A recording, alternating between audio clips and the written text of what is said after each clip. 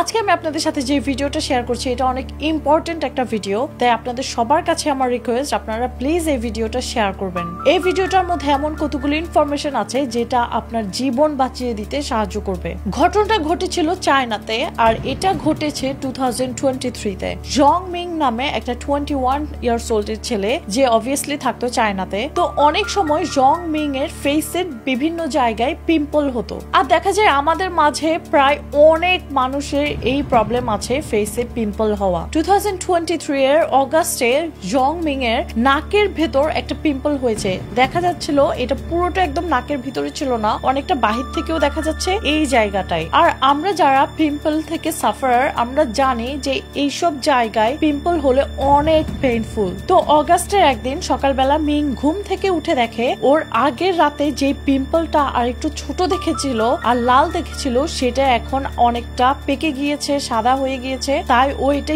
Squeeze করছিল clean করার জন্য। তো একটা সময় মিং মনে করলো যে এটার ভেতরে আর কিছু নেই, ক্লিন হয়ে গিয়েছে। কিন্তু কয়েক ঘন্টা পর দেখে মিং ওর ওই পিম্পলটা আরো অনেক ইনফ্লেমড হয়ে গিয়েছে, আরো লাল আর সাদা, সাথে আরো বড় হয়ে গিয়েছিল। এটা যখন মিং দেখেছিল তখন ওর আরো অনেক বিরক্ত লাগছিল, ইরিটেট করছিল ওকে। তাই ও ওর হাত দিয়ে এটাকে আরো জোরে স্কুইজ করেছিল বাকি জিনিসগুলো বের করে ফেলার জন্য। আর ওই সময় মিং মনে করেছিল মেবি নেক্সট ডে এটা চলে যাবে অথবা ড্রাই হয়ে যাবে। আনফরচুনেটলি মিং এর পরের দিন সকালে যখন ঘুম থেকে উঠে দেখলো, দেখে এই পিম্পলটা এত বড় হয়ে গিয়েছে যে অনেকটা ওর নোজের শেপকে একদম ডিফারেন্ট করে দিয়েছে। মিং এটা দেখে ও মনে করলো আচ্ছা আমি এখন এটা ভালো করে ড্রেন করতে হবে। এই সময় কিন্তু মিং এর পুরো নাক সহ ওই পিম্পল সহ সবকিছু ব্যথা করছিল, তাই ও কষ্ট করে আরেকটু স্কুইজ করে এটাকে ড্রেন করেছিল।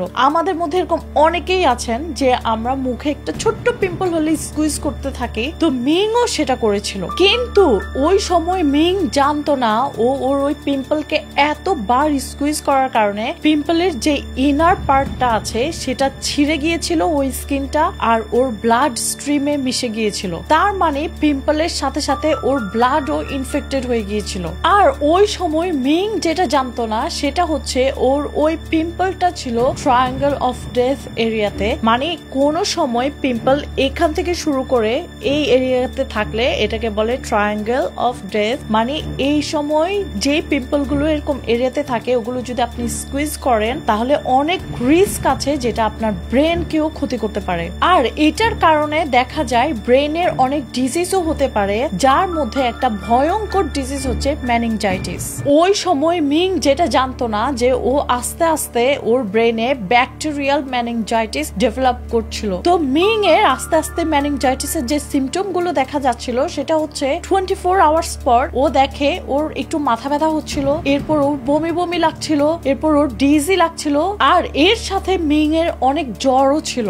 মিং এর এই অবস্থা দেখে ওর ফ্যামিলি মেম্বারের কয়েকজন আরো নোটিস করলো মিং এর পুরো গায়ে পার্পল রঙের র্যাশ ছিল। এটা দেখে ওরা তাড়াতাড়ি মিং কে হসপিটাল নিয়ে গিয়েছিল। হসপিটালে নিয়ে যাওয়ার পর মিং এর তো সাথে সাথে ট্রিটমেন্ট হয়েছিল ইমার্জেন্সিতে, কিন্তু আনফরচুনেটলি ওটা অনেক লেট হয়ে গিয়েছে মিং এর জন্য। হসপিটালে নিয়ে যাওয়ার 4 ঘন্টা পরেই মিং মারা গিয়েছে, কারণ ওর মেনিনজাইটিসের কারণে ওর অর্গান গুলো আস্তে আস্তে ফেলড হয়ে গিয়েছিল। ওর কিডনি কাজ করছিল না, হার্ট কাজ করছিল না, লিভার কাজ করছিল না, সবকিছু মেনিনজাইটিসের কারণে। আর যেটা শুরু হয়েছিল সামান্য একটা পিম্পল স্কুইজ করার কারণে। আমরা আমাদের পুরো লাইফে একটা পিম্পল নিয়ে কত গুতাগুতি করেছি, আমি নিজেও করেছি না জেনে। আজকে আমি যখন এই ইনফরমেশনটা জানলাম আমি ভাবলাম এটা অবশ্যই আপনাদের সাথে শেয়ার করা উচিত, যে সামান্য পিম্পল থেকে আর সেটা নিয়ে গুতাগুতি করার কারণে, ইনফেকশনের কারণে একটা ডেডলি ডিজিজ হয়ে গিয়েছে, যার কারণে সে মারাও গিয়েছে।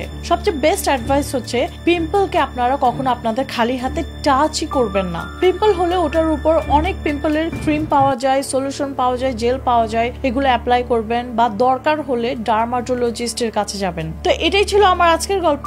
আমি বলবো আমার এই ভিডিওটা সব এজের মানুষের জন্য ইম্পর্টেন্ট, কারণ আমরা অনেকেই কম বেশি পিম্পল থেকে সাফার করে থাকি আর এটা নিয়ে অনেক সময় গুতাগুতি করি। সেটা অবশ্যই করবেন না, আজকে থেকে এখন থেকে স্টপ করবেন। তো আমার ভিডিওটা ভালো লাগলে আর হেল্পফুল মনে হলে আপনারা প্লিজ ভিডিও ভিডিওটা শেয়ার করবেন, আমার পেজে নতুন হলে পেজটা লাইক এন্ড ফলো করবেন। আমার একটা ইউটিউব চ্যানেল আছে যার নাম হচ্ছে শবনম ব্লগস।